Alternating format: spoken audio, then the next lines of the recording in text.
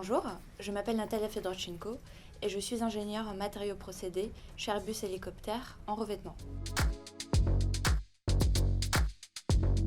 Alors, le laboratoire matériaux et procédés est une équipe transnationale qui est composée d'une seule et même équipe, puisqu'un même matériau peut être utilisé sur différentes parties d'un hélicoptère. Donc, par exemple, je suis emmenée à qualifier différents matériaux procédés pour qu'ils puissent être ensuite utilisés en vol.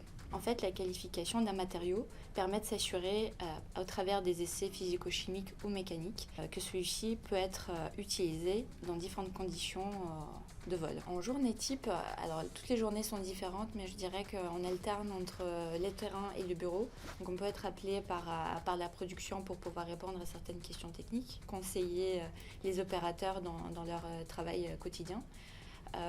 Ensuite alterner avec différents projets de développement qui sont en cours, donc avoir une partie de rédaction, de réunions avec nos homologues qui sont en Allemagne et en France. Faire pas mal de aussi support client, donc répondre aux différentes requêtes de nos clients externes qui sont par exemple en Australie et qui ont besoin d'être conseillés sur une application d'un produit. Alors j'ai effectué un IUT chimie, je suis d'une école d'ingénieur en génie des procédés. J'ai effectué ces études par voie d'apprentissage au sein du laboratoire matériaux procédés d'Airbus Hélicoptère.